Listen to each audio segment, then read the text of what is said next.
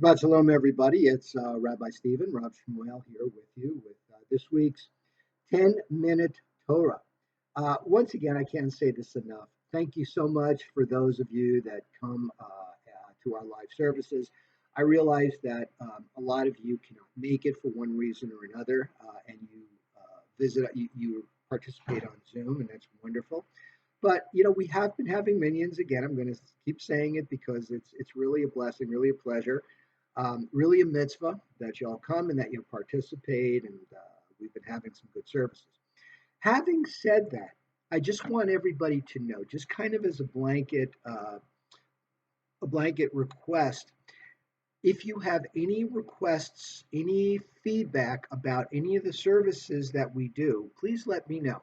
Some of you have been very proactive about coming to me and saying, I like this melody, I like that melody, I'd like to do this, I'd like to do that, I'd like to avoid this more.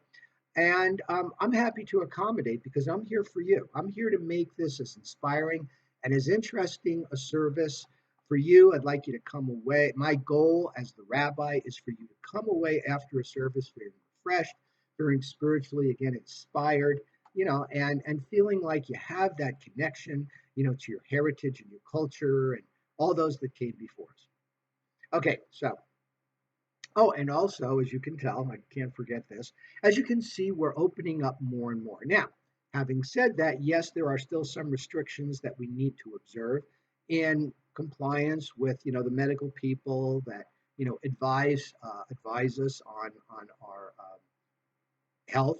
So, we're doing what we can. The barriers are down, but again, and if you haven't been vaccinated, then there's, we still need to do some social distancing. There still need to be some mask protection.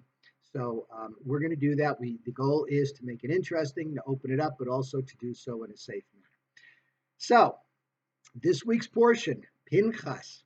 Now, Pinchas was Aaron's grandson, Eleazar's son. He was not necessarily in line to be the next Kohen Gadol, the next head priest. It was only after he took action against the offenders that were making a vulgar display of, let's just say, immorality in front of the tent of meeting, and he took action because he cared. And even though some of the Israelites were upset and they felt that they wanted to take vengeance, Moses told them that if Pinchas had not done what he did, there would have been another plague, and more people would have died of the plague. And for taking that action, he was rewarded not only to become to be in the line of succession of high priests, but also now his lineage would also be the high priests. So so we remember him for his dedication to this new religion that we call Judaism. We also have a census that's being taken because yes, there was a plague, and yes, Pinchas stopped it from becoming more pervasive, and they took a census in the same way that when a shepherder when his flock is attacked by wild animals, say wolves or something, after he gets rid of the animals of prey, he counts his sheep, he counts his flock to see what he has left, and so did Moses and Eleazar do that to see how many people they had. Also, remember, this is the next generation. They're starting to prepare to conquer the land, so they want to know how many males they have over the age of 20 that are suitable for military service. We also have one of my favorites, the daughters of Zelophehad. Okay, so people ask me why that's one of my favorites. Well, there are two instances in the Torah, two commandments or two sets of commandments that we have because people wanted to participate in in the commandments and the mitzvot, but for some reason they couldn't do that. The first reason were those that could not participate in the Pesach celebration because they were either away from the land for some reason, or they were contaminated because they had helped with the burial procedure, and now they were contaminated tameh for 7 days. So this was what led to Pesach Sheni, which is a Passover that's 30 days after our regular Passover that we have in Nisan. This is the second time when a new commandment or new set of commandments were added to accommodate a group of people that had such a love of Israel. And the way things stood, they were not able to participate. Remember, property inheritance was patrilineal. It came from father to son, and of course, the firstborn got a double share, and then everybody else shared what was left. So if you had three sons, then or three sons, you would divide the land 4 ways. The first son would get 2 shares, and the other two, the younger ones, would get an additional share. So this started a whole new way of reckoning property inheritance. What if a man dies and he only has daughters? And this is what the daughters of Zelophehad were concerned about. Our father died without having any sons. We don't think it's right that we are left without land. And they had this kavod, this feeling, this honor in them that they wanted to participate in settling the land. So they went to Moses.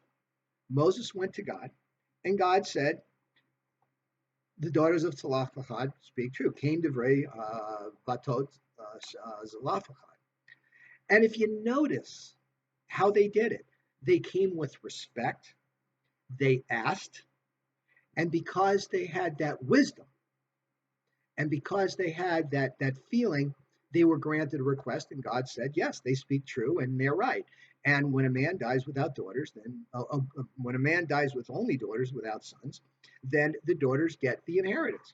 And then God told Moses, he laid down a whole system of land passing from various relations, and it's in that Torah. And again, it's a very, I can't emphasize enough how beautiful this was. One specific difference too is that in the first request for a commandment, it just says that people came to God and said, we weren't around, we'd like to do Passover, and for something we couldn't do it, so we'd like to do it. And God said, yes, we'll establish a second Passover a month later. But here, the daughters are named. Their names are given. So now they get the honor, okay, of having their names set down forever in iniquity of who they were. So this also brings up the point that in Judaism, we honor our women. It's not like men are up here and women are down here. No, we do. It's not that. Let's face it, we are the first people, the first culture to recognize women's rights. And we did it 3,500 years before anybody else thought of doing it, before suffrage, right? After World War I. So I just want to emphasize that.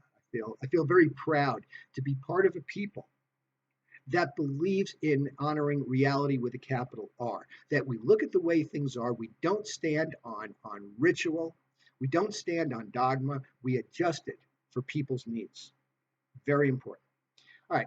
So Moses then is led to the mountain, and Moses thinks, well, God granted the daughters of Zelophehad's request to, have a matrilineal passing down of property. Maybe he'll reconsider me being able to go into the land. And God says no, because you didn't honor my word, and consider that my word. Words are very important in Judaism. What you say. God says, you will not be able to go into the land, but I'm going to take you to the mountain. I'm going to show you the land. And it wasn't just, looking out and seeing it. It was kind of a prophetic vision of what the future held too, and seeing all the way the Israel has grown. And Moses said, okay, then, and this is so beautiful. Moses says, then the people are going to need a leader. Who are you going to choose after me to be my successor? And God said, Joshua ben Nun, son of Nun, will be your successor. Even though he and Caleb were kind of on an equal footing, Caleb was kind of more of a warrior, but Joshua he knew Torah a little bit better. And that's why Joshua was made the leader. Finally, and so And Moses made a very public display of doing smicha, putting his hands on him, and telling everybody that when I'm gone, this is your leader. So there was that organized that succession of leadership. Finally, at the end of this portion, we have the Mussaf offerings for the various holidays, and it goes through the list.